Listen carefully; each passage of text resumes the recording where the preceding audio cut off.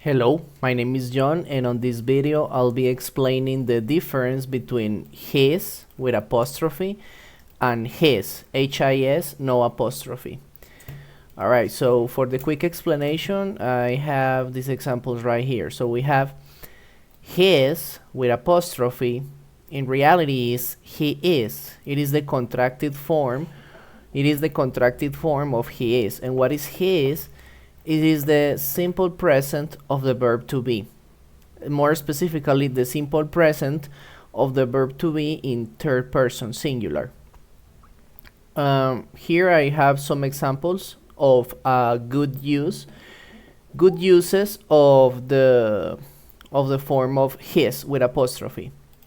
He's a good man. He's in class. He's a lawyer. He's sad. He's sick. You use the verb to be to talk about descriptions. So you talk about characteristics, locations, professions, emotions, feelings. Usually you use the verb to be for that in present or in past or in future.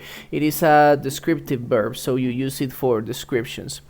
Okay, now moving on, we're going to explain his, H-I-S, the possessive adjective. It is used to talk about possessions. I have some examples here, again, examples of the correct use of his. My dad isn't at home, but his car is in the garage. Okay, so his is making reference to my dad. And it is before a possession, the car. So his car. Whose car? My dad's car, right? My dad's. So there you go. So my dad is the owner of the car. So it is his car, H-I-S. No H-E apostrophe S, H-I-S, because you're talking about a possession. Moving on, Louis is stressed because his wife is sick. Okay, once again, wife, well, we know that wife is a person, but talking about it in grammatical terms, wife is a possession, the same as husband. Okay, so this wife belongs to someone, and who is that someone? Is Louis. So it is his wife. His wife is Louis's wife, and that's why I use his, H-I-S, possession, to talk about Louis's wife, his wife. All right, then we have Nelson has a nice store and his house is behind it. Whose house? Nelson's house. Nelson is the owner of that house, so it is his house. Finally, John is a teacher and his classes are very informative. So whose classes? John. John is the creator of those classes. Okay, and because he is the creator of those classes, those are his classes, H-I-S. They are a possession of John.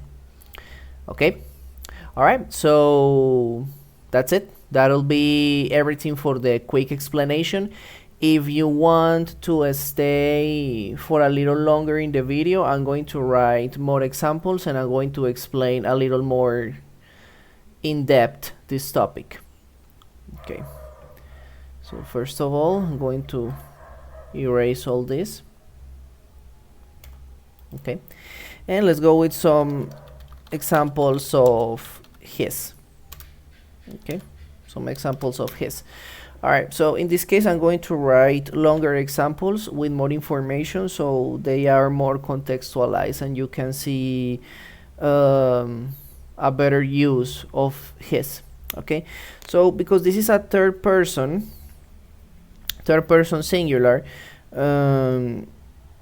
you can use well, he or she, right, or it.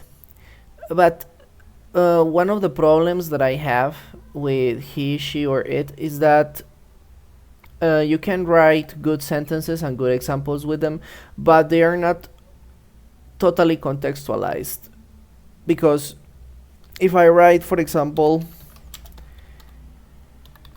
he's in class right now, It is a good example. The example is correct. There's nothing wrong about it.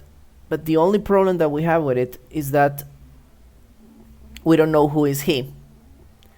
So at least when I am teaching English, when I am doing my job as a teacher, I like to write the name of the man I'm talking about, or the name of the woman I'm talking about. In this case, as we are using his, obviously I'm just going to write the name of a man. Okay, so it is better contextualized. So let's see, he's in class right now. What can we use before this part of the sentence to contextualize at least the name? Who are we talking about? Let's say, for example, I can't find James. I think he's in class right now. There you go. So that he is James. Okay, that he is James. So that's usually what I like to do when I am teaching English. I like to contextualize my examples very well, so people can see that, like in this case, that James is the he we're talking about. Another example with contextualization will be like, another example with a contextualization will be like, maybe we can say,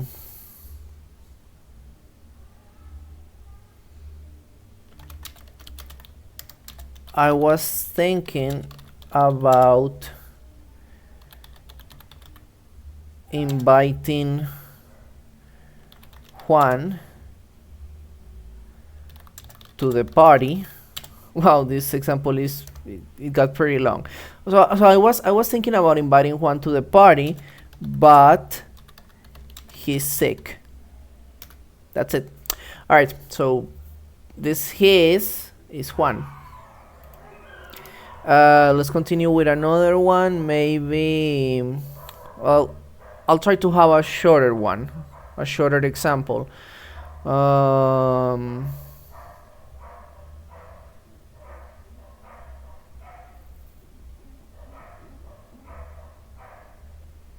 Maybe like this. I don't want my son to cry, but he's very sad.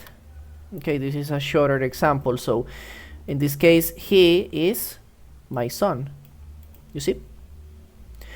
All right. That's pretty good. I think that those are very good examples. All right, and now let's continue with some examples of his. Okay, so now for the possessive adjective, I really like to use, like, almost obligatory, almost like every time I teach this topic, I really like to use a contextualized sentence with the name of the owner of the possession. So it is not ambiguous, and my students can understand the example in a better way. Maybe we can say, so like, at least for his, you always know, but what I like to do is that I like to introduce the name of one man, one child, one young man, but it's always one masculine entity. One old man, whatever you want, but you want only one masculine entity, because his only works with one masculine entity, no plurals. All right, so let's go with another one. Let's see. That's the man who helped me with my car.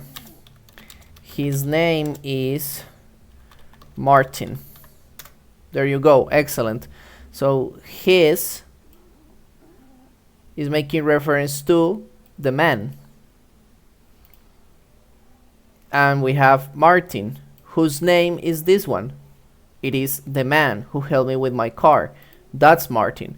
So the man who helped me with my car, he has a name, and his name is Martin.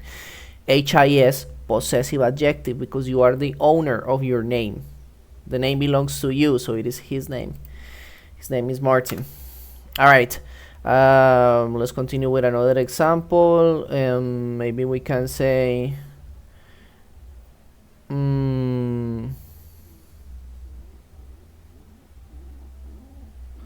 we need the name of a man. I'm sorry if I take too much time thinking about examples. I'm just making them up on the go. Maybe we can go with something with a soccer player, like Cristiano Ronaldo is a great soccer player. His gameplay is usually top notch, right? High quality right there. So yeah, so Cristiano Ronaldo is a I forgot the Cristiano Ronaldo is a great soccer player. His gameplay is usually top notch. Okay, so you see whose gameplay I'm talking about. I'm talking about Cristiano Ronaldo's gameplay. So Cristiano Ronaldo is the owner of his gameplay, and that's why we use his in this case, HIS, because it is a possession. Maybe we can go with another one, for example,